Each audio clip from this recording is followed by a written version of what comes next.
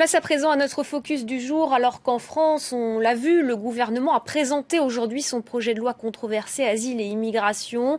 On va voir comment ça se passe en Italie, principale porte d'entrée aujourd'hui des migrants en Europe. Là-bas, le traitement de certaines demandes d'asile peut prendre jusqu'à 2 ans. Alors pour éviter que les migrants ne soient livrés à eux-mêmes pendant cette longue période, certaines municipalités ont décidé de leur donner un accès à la formation, mais aussi à l'emploi. C'est le cas de la ville de Bologne. Voyez ce reportage de notre correspondante Natalia Mendoza. C'est un long périple, celui qu'a parcouru Richard. Seul, à 17 ans, il a fui la violence au Nigeria. Il a traversé le Niger et le désert du Sahara avant d'arriver à Sabrata, au sud de la Libye. C'est là qu'il est tombé dans les griffes d'un réseau de trafiquants de migrants. C'étaient des hommes armés. Ils nous torturaient, ils nous frappaient. Ils ne nous donnaient pas à manger. Ils nous maltraitaient. Certains d'entre nous ont été tués. J'ai de la chance d'avoir survécu. Après 2 mois d'emprisonnement, Richard réussit à monter à bord d'une embarcation pour atteindre l'Europe. Secouru en Méditerranée, il débarque en Italie, puis est accueilli à Bologne, dans le nord de la péninsule. Une ville qui prévoit pour chaque candidat à l'asile un parcours d'intégration personnalisé. Je vais te poser quelques questions pour comprendre quelles sont tes passions et tes souhaits au niveau professionnel. Comment tu imagines ton futur dans le monde du travail ? Je rêve de devenir un grand chef, car j'aime cuisiner. On cherche à évaluer leurs compétences, en particulier celles qui sont nécessaires pour assumer un emploi, et comprendre s'ils peuvent acquérir ces compétences ici. Après une période de formation, Richard décroche un stage dans ce restaurant. Les mains à la pâte. Ici, l'objectif est d'apprendre sur le tas les recettes traditionnelles de la cuisine italienne.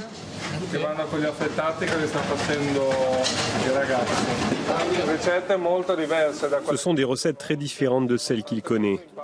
Malgré ça, il apprend très rapidement. On a commencé avec des recettes très simples, puis on a augmenté la difficulté.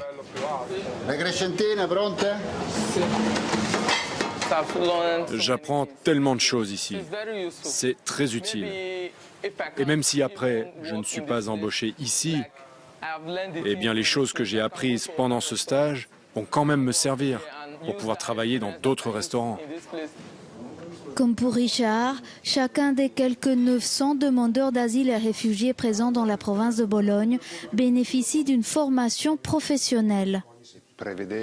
Nous prévoyons une insertion sociale pour chacun. Il faut que les personnes puissent valoriser leurs compétences ou les acquérir ici. Voilà le vrai sens de l'accueil. Ça va au-delà du logement ou de la nourriture. L'insertion aussi dans les secteurs symboles de l'excellence italienne, comme celui de la mode. Aujourd'hui, on va faire un tablier. Il faut donc prendre les mesures. D'abord, celle de la poitrine. Il s'agit de mettre à profit le temps pendant lequel ces personnes doivent attendre pour que leur demande d'asile soit examinée en Italie. C'est une opportunité. Dans cet atelier, les 18 élèves en formation sont tous demandeurs d'asile. Pendant 5 mois, ils seront formés à la couture et à la fabrication de maroquinerie artisanale.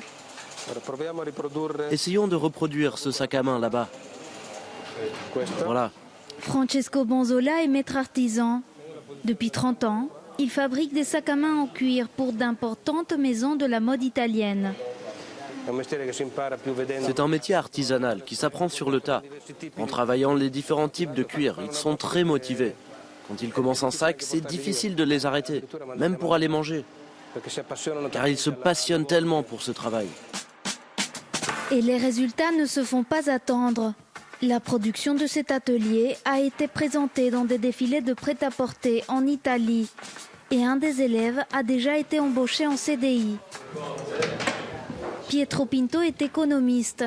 Ces dernières années, il a suivi de près l'évolution des effets de la présence des demandeurs d'asile dans l'économie italienne.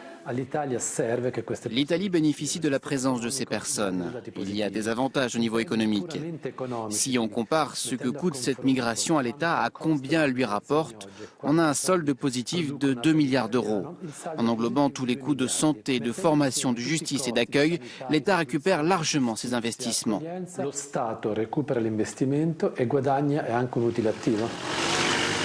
Autre objectif, encourager l'entrepreneuriat. Cette formation en management de petites entreprises vise à motiver ses participants à lancer leurs propres activités. On essaie ici de canaliser leurs idées d'activité, leurs envies. Et on leur explique comment les concrétiser. Message reçu 5 sur 5 par les participants. Ça te montre une étude vraiment détaillée de l'étude économique d'un projet d'investissement. Et donc ça montre effectivement la viabilité de ce projet. Premièrement, je ne savais pas comment lire une facture, mais à l'air là, moi-même, je peux produire des factures à l'air là. Oui, je peux même faire des factures à l'air là, je peux les lire, je peux calculer, je peux faire tout.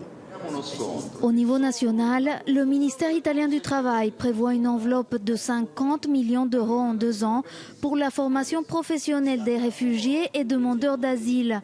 Objectif, accélérer l'entrée de cette main-d'œuvre dans le tissu économique de l'Italie. Et pour aller plus loin, nous sommes avec Léonard Doyle, porte-parole et responsable des communications de l'Organisation internationale pour les migrations. Léonard Doyle, bonjour, merci beaucoup d'être avec nous. On l'a vu dans le reportage à l'instant, cette expérience à Bologne en Italie semble prouver son efficacité. Pourquoi ne pas la généraliser aujourd'hui dans le pays, mais aussi dans d'autres pays européens ? C'est un excellent projet, ça c'est évident, mais ça prend une vision, ça prend des gens qui sont prêts à le faire. Mais ça se passe dans les autres pays de l'Europe. On lit aujourd'hui dans le Washington Post un projet comme ça à San Simeon Valley en Italie où les migrants aident les entreprises touristiques à faire des igloos pour les touristes qui restent là-dedans. Il y a beaucoup de petites histoires comme ça qui se passent. On imagine qu'un tel programme coûte cher. Quelles sont concrètement les retombées financières ou les bénéfices pour l'Italie de renforcer ainsi la formation des demandeurs d'asile ? Je n'ai pas les chiffres pour l'Italie, mais je peux dire que l'Italie est très généreuse vers les migrants. La CAI italienne, aujourd'hui, ça touche 180 000 migrants, plus ou moins, pour cette année. Ils sont dans beaucoup plus que 2000 structures d'accueil partout dans le pays. Et tout ça coûte beaucoup d'argent pour l'État italien. Et pour chaque migrant, il trouve plus ou moins 35 € pour nettoyer l'endroit, pour fournir de la nourriture et tout ça. Les migrants eux-mêmes, ils ont plus ou moins 2,5 €. Alors, presque rien. Outre la formation et l'emploi, y a-t-il d'autres mesures qui devraient être prises selon vous pour les demandeurs d'asile en Europe ? Alors, je pense que l'intégration des migrants, ça c'est la chose la plus importante. Ce qu'il faut constater, c'est que la plupart de ces migrants vont être refusés et ils doivent retourner chez eux finalement, ou bien travailler dans le noir, si vous voulez. La plupart ne vont pas recevoir l'état d'asile, le statut d'asile dans ce pays. Et ça crée des problèmes juridiques, ça crée des problèmes pour le financement et tout ça. Et ça prend plus ou moins 6 à 8 mois pour une décision, mais ça peut durer même 24 mois. Merci beaucoup Léonard Doyle d'avoir répondu à nos questions. Merci d'avoir été avec nous. Voilà, c'est la fin de cette première demi-heure de Paris Direct ensemble. On se retrouve dans quelques instants pour un nouveau journal. Restez avec nous, l'information continue sur France 24.